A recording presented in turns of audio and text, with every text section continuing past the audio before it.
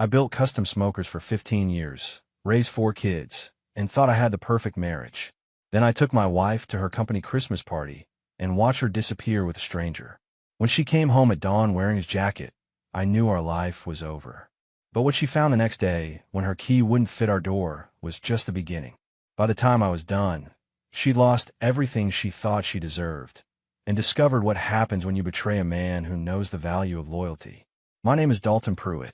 I'm 47 years old, and for the past 15 years, I've been building custom barbecue smokers and grills in my workshop behind our house in Tennessee. It's honest work, the kind that leave your hands dirty and your bank account comfortable enough to raise 4 kids and keep a wife happy.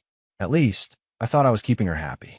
The night everything went sideways started innocently enough. Claudia had been invited to her marketing firm's annual Christmas party, and for some reason, she actually wanted me to come along. Usually, she'd make excuses about how I wouldn't enjoy myself, how it was just work people talking shop. But this year she insisted. "You should meet my colleagues," Claudia had said, adjusting her emerald green dress in the mirror. "Especially the new account director. He's got some interesting ideas about expanding into outdoor lifestyle marketing." I should have paid more attention to the way her voice changed when she mentioned him. Should have noticed how she bought a new dress without mentioning it, how she'd spend an extra hour on her makeup. But I was thinking about the custom smoker order I'd just landed from a barbecue chain in Nashville, not about reading between the lines of my wife's sudden enthusiasm. The party was held at the Hermitage Hotel downtown, all marble floors and crystal chandeliers. I felt out of place in my best suit, watching Claudia glide through conversations like she was born to it. She introduced me to her boss, a few coworkers, but there was an energy about her that seemed different. Electric. Restless. That's when I saw him. Reed Hawthorne looked like he'd stepped out of a cologne advertisement. Expensive suit, perfect hair, the kind of confident smile that made you wonder what he was really thinking. When Claudia introduced us, he shook my hand with the grip of a man who'd never done a day of real work in his life. "So you're the famous barbecue king," Reed said, his voice smooth as aged whiskey. "Claudia talks about your work all the time." She did. This was news to me. Claudia rarely showed interest in my business beyond asking when the next payment would come in. I watched them during the cocktail hour. Nothing obvious, nothing I could put my finger on.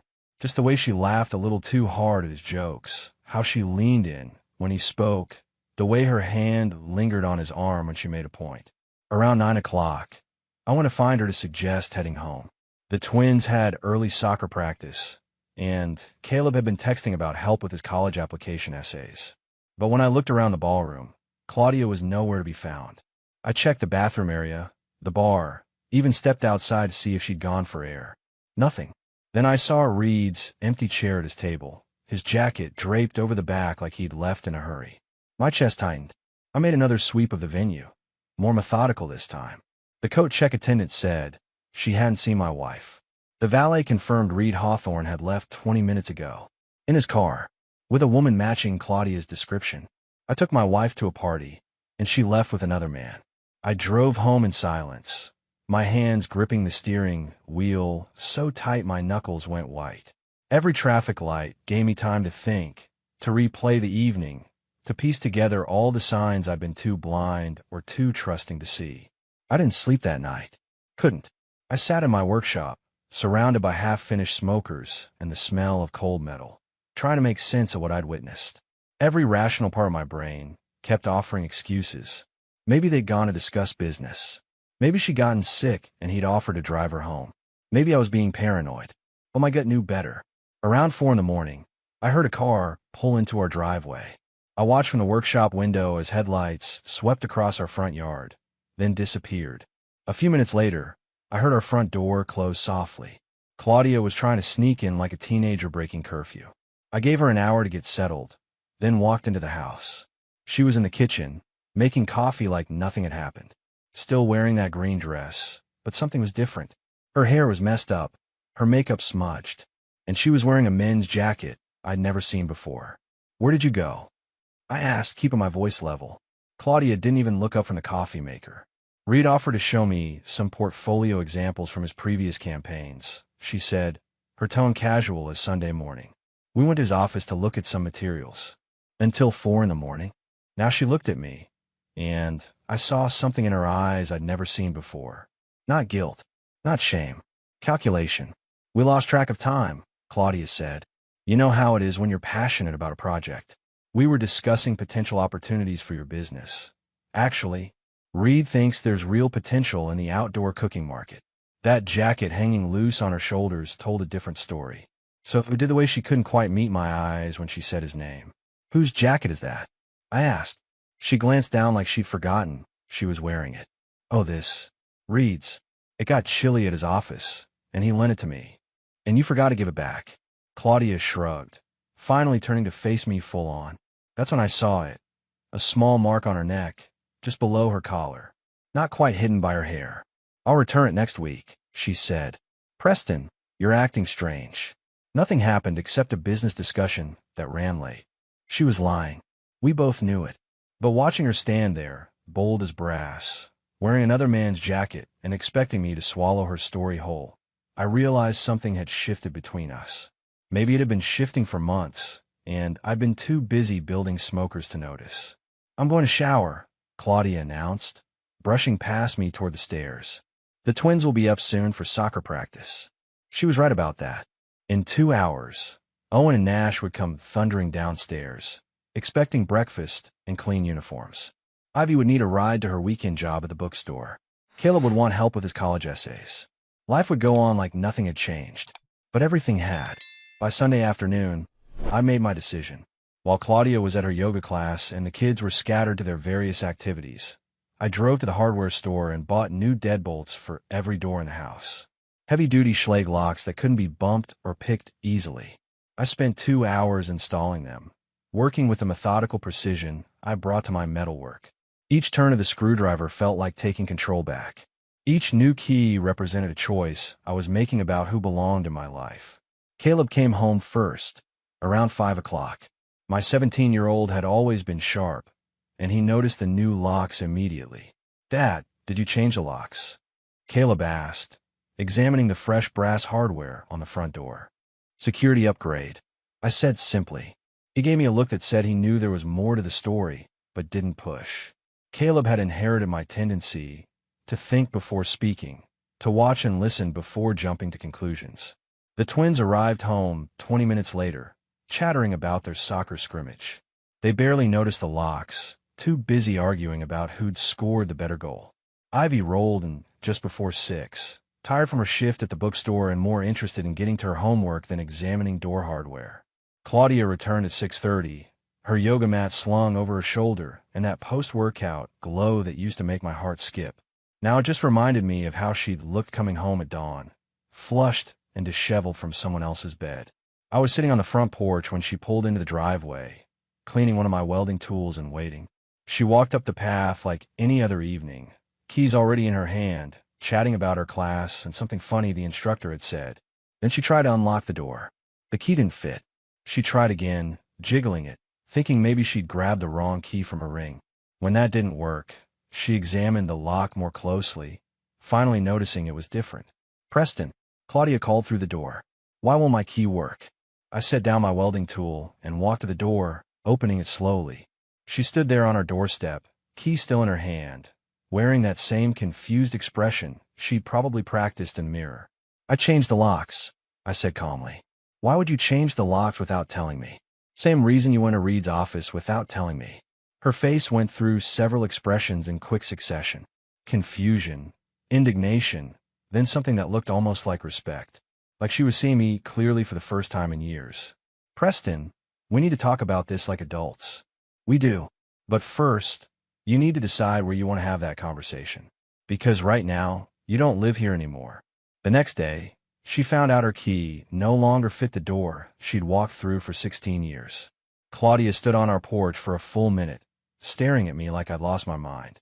Behind her, I could see Mrs. Thompson from next door pretending to water her plants while obviously listening to every word. You can't be serious, Claudia said finally. This is my house too. Our children live here. The children who you abandoned last night to go play house with your new boyfriend? I stepped aside, but not enough to let her pass. They're inside doing homework and wondering why Mom's been acting so strange lately. I told you it was business. Business that required you to wear his jacket home? Business that left marks on your neck? I leaned against the doorframe, crossing my arms. Claudia, I may work with my hands, but I'm not stupid. That hit her. I saw her jaw tighten, saw the mask slip for just a second. Fine, she said, her voice dropping to a whisper so the neighbors couldn't hear. You want the truth? Yes, I spent the night with Reed. Yes, we're involved. But this marriage has been dead for years, Preston. We've been roommates, not husband and wife. There was no more pretending, no more elaborate lies. Just cold, brutal honesty delivered like she was discussing the weather. So you decided to fix that by having an affair instead of talking to me about it. Claudia laughed, but there was no humor in it. Talk to you? When? Between your work and the kids and your weekend projects.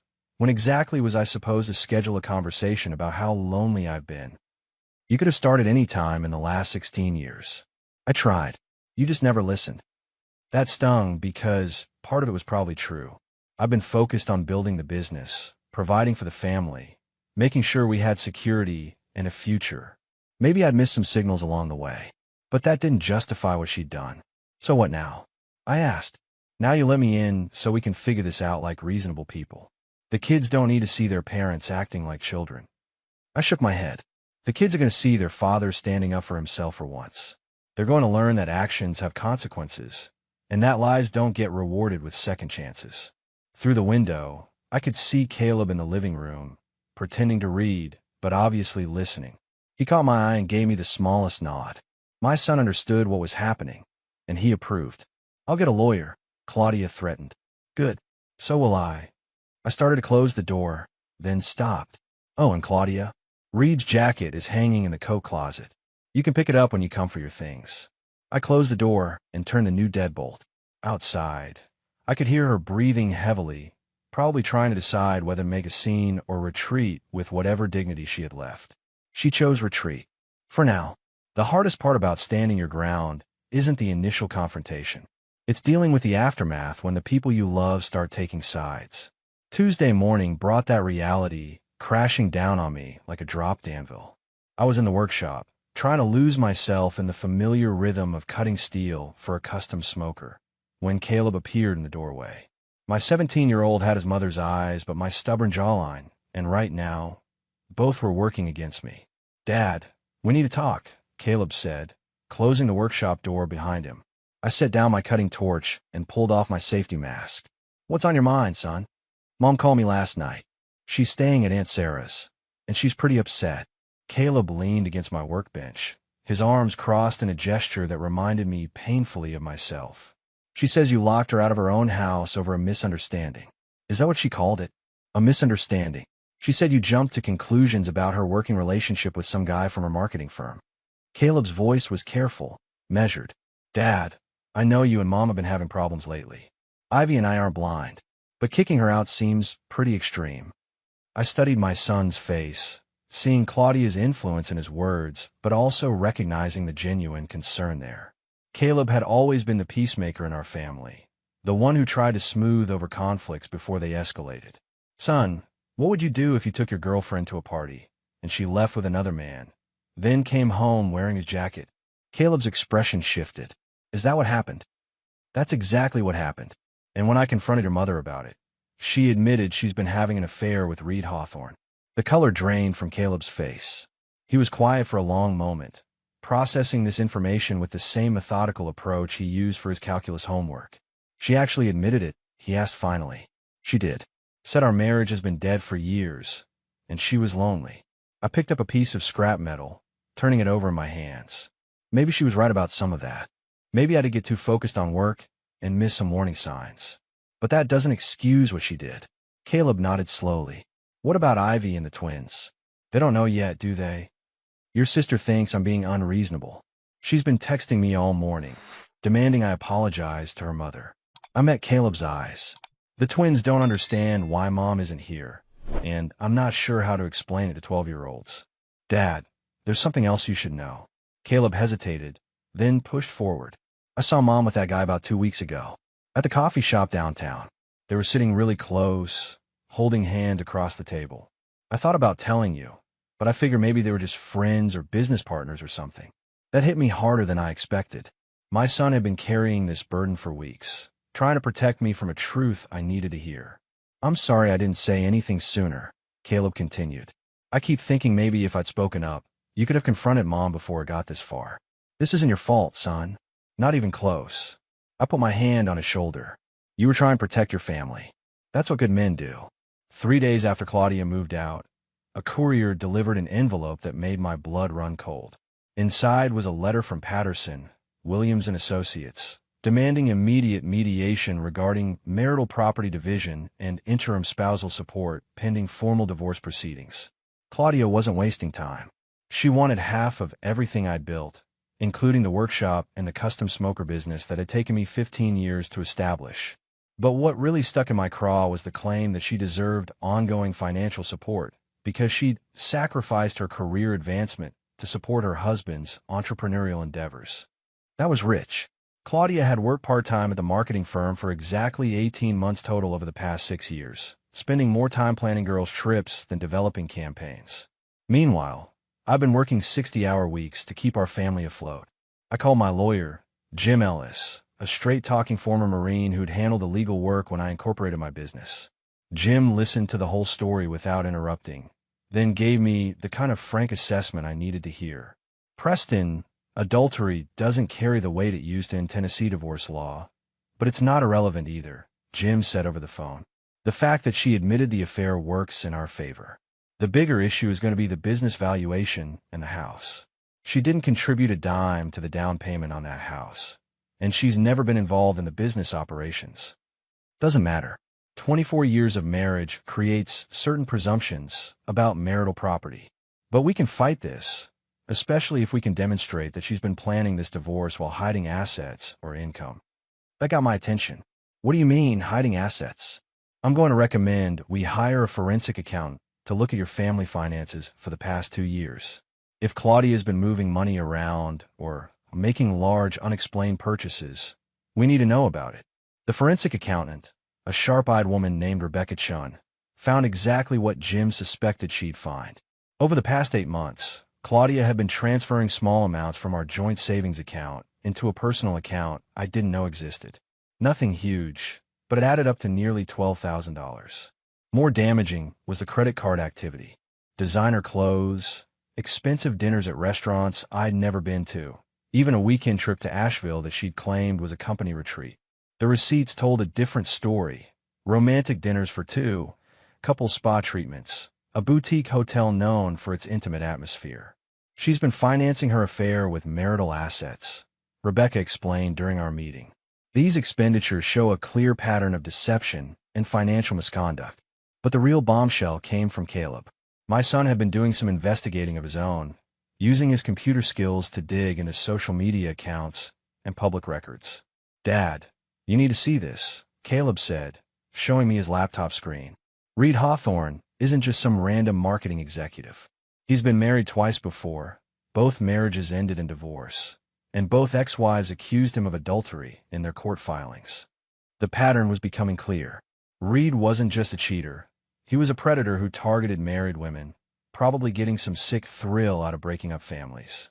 And Claudia had walked right into his trap, bringing our 24-year marriage down with her. The custody hearing was scheduled for a Thursday morning in late January. I'd been dreading it for weeks, knowing Claudia's lawyer would try to paint me as an unstable, controlling husband who'd locked his wife out of her own home. What I hadn't expected was the nuclear option she'd decided to deploy. Mr. Pruitt, Judge Harrison began, shuffling through the papers on his desk. I'm looking at some serious allegations here. Your wife's attorney claims you've exhibited threatening behavior and that she fears for her safety and the safety of her children. My lawyer, Jim Ellis, shot me a warning look before standing. Your Honor, these allegations are completely fabricated. My client has no history of violence or threatening behavior. In fact, we have evidence that Mrs. Pruitt has been systematically deceiving her husband and misappropriating marital funds to finance an extramarital affair. Claudia's lawyer, a sharp-dressed woman named Victoria Walsh, rose immediately. Your Honor, Mr. Pruitt's alleged evidence is irrelevant to the safety concerns at hand. My client has documented instances of her husband's increasingly erratic and controlling behavior, including changing the locks on their family home without notice and refusing her access to her personal belongings. I watched Claudia sitting at the opposing table, dressed in a conservative gray suit that probably cost more than most people's monthly mortgage. She perfected the look of a frightened, vulnerable wife, complete with tissues at the ready and downcast eyes that occasionally darted toward the judge for maximum effect. "Mr. Ellis," Judge Harrison continued, "what evidence do you have regarding these alleged financial improprieties?" Jim stood and handed a thick folder to the court clerk. "Your Honor, our forensic accountant has documented a pattern of deceptive financial behavior spanning 8 months. Mrs. Pruitt secretly transferred over $12,000 from joint marital accounts into a personal account, then used those funds along with marital credit cards to finance romantic getaways and expensive gifts for her paramour, Reed Hawthorne." "Objection, Your Honor," Walsh interrupted. "Mr. Pruitt's characterization of legitimate business expenses." "Legitimate business expenses?" Jim's voice carried the incredulous tone of a man who'd seen too many lying spouses in his 20-year career. "Your Honor, these expenses include couples spa treatments, romantic dinners at establishments known for their intimate atmosphere, and a weekend getaway to a boutique hotel specializing in romantic retreats. Unless Mrs. Pruitt's marketing firm has adopted some very unconventional client entertainment strategies, these are clearly personal expenditures related to her affair." Judge Harrison examined the documents for several minutes while the courtroom remained silent. Finally, he looked up at Claudia directly. "Mrs. Pruitt, did you engage in an extramarital relationship with Mr. Reed Hawthorne?" Claudia's mask slipped for just a moment. I saw her glance at her lawyer, who gave an almost imperceptible nod. "Your Honor, my relationship with Mr. Hawthorne developed after my marriage had already broken down due to my husband's emotional neglect and controlling behavior," Claudia said, her voice steady but lacking conviction. "Preston created an environment where I felt isolated and unappreciated. Reed offered me the emotional support and understanding that had been missing from my marriage for years." "That doesn't answer my question, Mrs. Pruitt. Did you or did you not engage in an extramarital relationship while still married to your husband?" A long pause. Then, barely audible, "Yes, Your Honor." The judge made some notes, then looked at both legal teams. "I'm going to order supervised visitation for both parents pending a full custody evaluation. Mr. Pruitt, you will have the children Sunday through Tuesday. Mrs. Pruitt, Wednesday through Friday. Weekends will alternate. Neither parent is to speak negatively about the other in front of the children." It wasn't the victory I'd hoped for, but it wasn't the disaster Claudia had been planning either. The custody arrangement lasted exactly 3 weeks before it fell apart. Not because of anything I did, but because my children started making their own choices about where they wanted to be. It started with Ivy. My 16-year-old daughter had been resistant to the entire situation, convinced I was being unreasonable and that her parents should just work things out like adults. But something changed during her second week at Claudia's temporary apartment. "Dad, can I come home early?" Ivy called me on a Tuesday evening, her voice tight with frustration. "Mom's having Reed over for dinner, and it's really awkward. They keep acting like they're this perfect couple, and she wants me to be happy for her." "What do you want to do, sweetheart?" "I want to come home. I want to sleep in my own room and not have to pretend that what Mom did is okay." Ivy's voice broke slightly. "Dad, I'm sorry I gave you such a hard time about the locks. Caleb told me what really happened, and I understand why you did it." An hour later, Ivy was back in our house, helping the twins with their homework while I finished up some paperwork for a commercial smoker order. Having her home felt like a piece of my world clicking back into place. The twins were next. Owen and Nash had been confused by the whole situation, struggling to understand why they had to live in 2 different places and why their parents couldn't just fix whatever was wrong. But 12-year-olds aren't stupid, and they'd started picking up on things. "Dad, why does Mom's new boyfriend keep trying to act like our stepdad?" Nash asked during our Wednesday evening together. "He keeps asking us about school and sports like he cares, but then he and Mom go in her room and close the door. And he bought us these expensive video games," Owen added. "But when we told him we already had them, he got all weird and said we should be more grateful. Reed Hawthorne was trying to buy my son's affection, probably at Claudia's suggestion. It was a classic move from the homewrecker playbook, But it was backfiring because my boys weren't impressed by a flashy gift from a man who was sleeping with their mother. "Boys, you don't have to pretend to like him," I said carefully, mindful of the judge's order about not speaking negatively about their mother. "And you don't owe anyone gratitude for gifts you didn't want or need." By Friday, both twins had asked to come home early too. They missed their own beds, their video game setup, and the comfortable routine we'd established. More importantly, they were uncomfortable being around Reed, who kept trying too hard to win them over while obviously resenting the time he had to spend being fake nice to someone else's kids. Only Caleb stuck to the custody schedule, but that was because he was using his time at Claudia's apartment strategically. My 17-year-old had become our family's intelligence gatherer, documenting Reed's behavior and Claudia's increasingly erratic mood swings. "Dad, they're fighting a lot," Caleb reported during one of our evening workshop sessions. "Reed keeps talking about his future plans, but none of them include staying in Tennessee. And Mom's starting to realize he's not as serious about their relationship as she thought he was." "What kind of fights?" "She wants him to meet her parents, but he keeps making excuses. She talks about them moving in together, and he changes the subject. And yesterday, she caught him texting another woman." Caleb paused, organizing his thoughts. "I think she's starting to realize she threw away her marriage for a guy who's not worth it." The custody arrangement was supposed to provide stability for my children. Instead, it was showing them exactly who their mother had become and what she valued most. And it wasn't them. Reed Hawthorne's exit from Claudia's life was as calculated and cowardly as everything else about him. It started with missed dinner dates and unreturned phone calls, then escalated to a text message breakup that would have embarrassed a teenager. Caleb showed me the message he'd seen on Claudia's phone. "This situation has become too complicated for me to handle right now. I need to focus on my career and can't deal with the drama surrounding your divorce. Take care." 24 hours. That's how long it took Reed to go from promising Claudia a future together to treating her like a liability he needed to shed.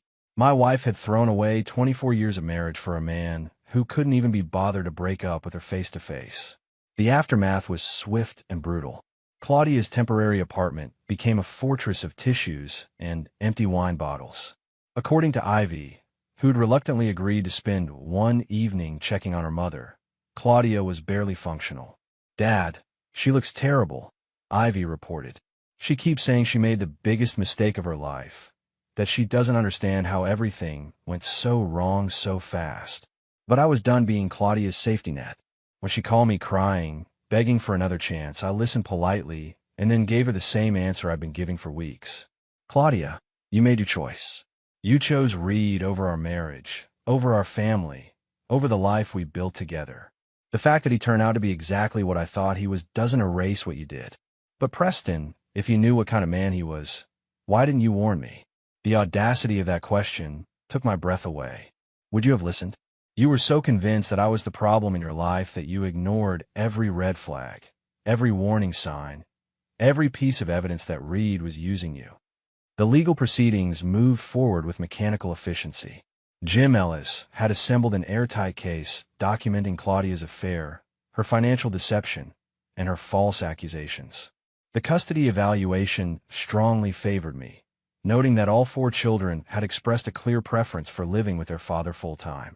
The final divorce hearing was almost anticlimactic. Claudia sat at the defendant's table looking like a ghost of her former self, while her lawyer went through the motions of representing a client who had lost before the proceedings even began. "Mrs. Pruitt," Judge Harrison asked during the final testimony, "do you have anything you'd like to say before I render my decision?" Claudia stood slowly, her hands shaking slightly. For a moment, I thought she might actually apologize, might show some genuine remorse for the destruction she'd caused. Instead, she said, "Your Honor, I just want what's fair. I made some mistakes, but I was married to Preston for 24 years. That should count for something." Even now, even after everything, she couldn't take full responsibility for her actions. She was still the victim in her own mind, still deserving of consideration and compensation for her suffering. Judge Harrison awarded me full custody of all 4 children, the house, and the business. Claudia received a modest cash settlement and limited supervised visitation rights. No alimony, no claim to the workshop or equipment, no ongoing financial support. Justice served cold, exactly the way I preferred it. 6 months after the divorce was finalized, life had settled into a rhythm that felt surprisingly normal. The kids were thriving, my business was growing, and the house felt like home again instead of a battlefield. Caleb had been accepted to Tennessee Tech with a full scholarship for mechanical engineering. Ivy was excelling in her junior year and had started helping me with the business side of the smoker company. The twins had joined the middle school wrestling team and were channeling their energy into something productive. Most importantly, my children had learned lessons about integrity, consequences, and standing up for what's right. They'd seen their father refuse to be disrespected, and their mother face the results of her choices. Claudia had moved to Nashville, where she'd found work with a smaller marketing firm at a fraction of her previous salary. She sent the occasional text about missing the children, but made little effort to maintain a consistent relationship with them. The supervised visitations had dwindled to monthly phone calls that grew shorter each time. Reed Hawthorne had disappeared completely, reportedly taking a job in Atlanta and leaving no forwarding information. I'd heard through mutual acquaintances that he'd already started his pattern again with a new target, some divorced executive who thought she'd found her soulmate. My business had expanded beyond anything I'd imagined possible. The publicity from the divorce, ironically, had brought attention to my custom smokers. Several restaurants and barbecue chains had placed large orders, and I'd hired 2 part-time employees to help with production. "Dad, you seem different," Ivy observed one evening while we worked on invoicing the workshop. "Happier, maybe? More relaxed." She was right. For the first time in years, I felt like I was living my own life instead of managing someone else's emotional chaos. I woke up each morning knowing I could trust the people in my house, knowing my priorities were aligned with my actions. "Sometimes losing the wrong person puts everything else into perspective," I told her. The house renovation was nearly complete. I'd remodeled the master bedroom, updated the kitchen, and added a screen porch where the kids and I spent evenings talking about their days. Every change erased another trace of the woman who tried to tear our family apart. Dr. Vera Blackwood, who turned out to be a real friend rather than just Claudia's enabler, had helped me understand the psychology behind what had happened. Claudia hadn't just cheated. She'd systematically rewritten our marriage history to justify her actions. "Some people can't accept responsibility for their choices," Dr. Blackwood had explained. "They need to believe they're the victim, even when they're clearly the aggressor. It's easier than facing the truth about themselves." Looking back, I could see the signs I'd missed, the slow erosion of respect and communication that had made Claudia vulnerable to Reed's manipulation. But I'd also learned that you can't save someone who doesn't want to be saved, and you can't love someone enough to make up for their lack of integrity. My children had their mother's contact information. If they wanted a relationship with Claudia, that was their choice to make as adults.